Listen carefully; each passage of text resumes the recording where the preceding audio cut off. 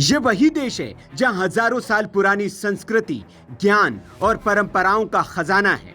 और जब एक सम्मानित वैज्ञानिक अपने देश की प्राचीन चिकित्सा पद्धतियों को वैज्ञानिक दृष्टिकोण से देखता है तो कुछ कुत्सित मानसिकता वाले लोग क्या करते हैं, बवाल खड़ा कर देते हैं। क्या गौमूत्र पर बात करना अपराध हो गया है?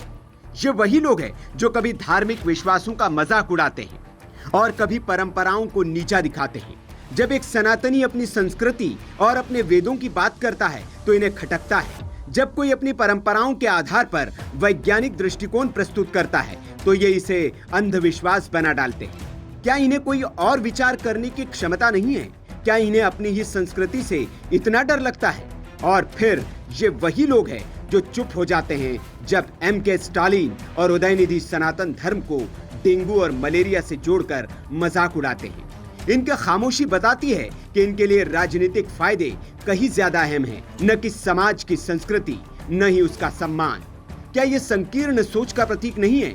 जब बात हिंदू धर्म और संस्कृति की होती है तो ये लोग पूरी ताकत से हमला करते हैं, लेकिन जब यही लोग अपने राजनीतिक फायदे के लिए धर्म का मजाक उड़ाते हैं तो ये चुप हो जाते हैं।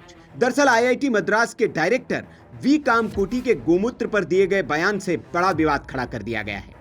उन्होंने गोमूत्र से जुड़ा एक किस्सा शेयर किया, जिसके बाद सोशल मीडिया पर तीखी आलोचना देखने को मिली। लोगों ने इसे वैज्ञानिक तौर पर आधारहीन करार दिया और कहा कि ऐसे दावे प्रामाणिक शोध पर आधारित होने चाहिए। इसी बीच जोहो कंपनी के CEO श्रीधर वेम्बू ने IIT मद्रास के डायरेक्टर वी कामकोटी का समर्थन करते हुए कहा कि आधुनिक विज्ञान हमारे पारंपरिक ज्ञान को मान्यता दे रहा है।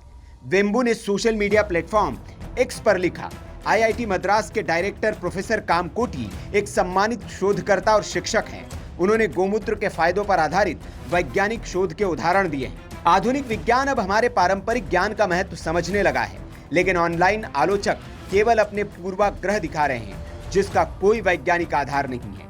प्रोफेसर कामकोटी, मजबूत बने रहिए, इन आलोचनाओं के आगे झुकने की जरूरत नहीं है। इसके अलावा बिंबू ने अपने एक अन्य ट्वीट में लिखा, जो लोग गोमूत्र का मजाक उड़ा रहे हैं वे नहीं जानते कि स्वस्थ व्यक्तियों, खास तौर पर पुराने समाजों जो आधुनिक खानपान से अछूते रहे हैं, से ली गई फीकल ट्रांसप्लांट और फीकल पिल्स पर वैज्ञानिक रुचि बढ़ रही है। यह प्रक्रिया लाभकारी आंत बैक्टीरिया को बहाल करने में मदद करती है।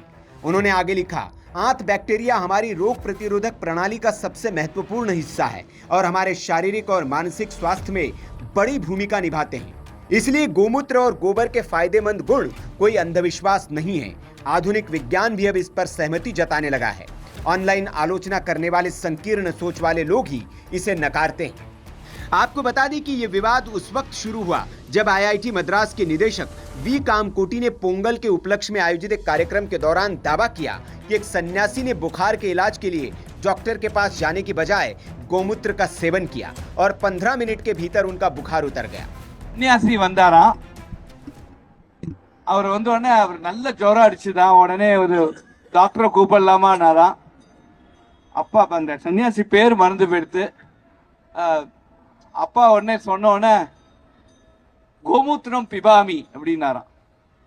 உடனே போய் அங்க மாட்டுல சிவாஸ்தானத்துல கோமூத்திரத்தை எடுத்துன்னு வந்தாராம். கடகடன்னு குடிச்சாராம். 15 நிமிஷத்துல தொடர்ந்து போயிடுத்தான். அதனால anti bacterial, anti fungal, digestive, இந்த ஸ்டொமக் இரிட்டபிள் பவுல் சிண்ட்ரம், இது மாதிரி பல இதுக்கு நமக்கு கோமயம்ங்கிறது நமக்கு பெரிய மெடிசன். இந்த மெடிசினல் வேல்யூ நம்ம எடுத்துக்கணும்।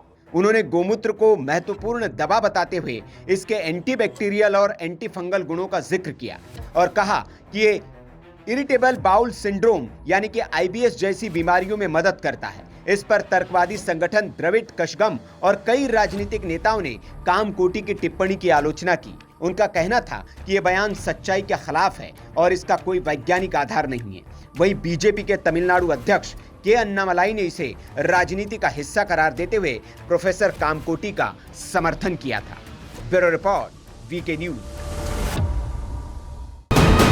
VK न्यूज, राष्ट्र के नाम।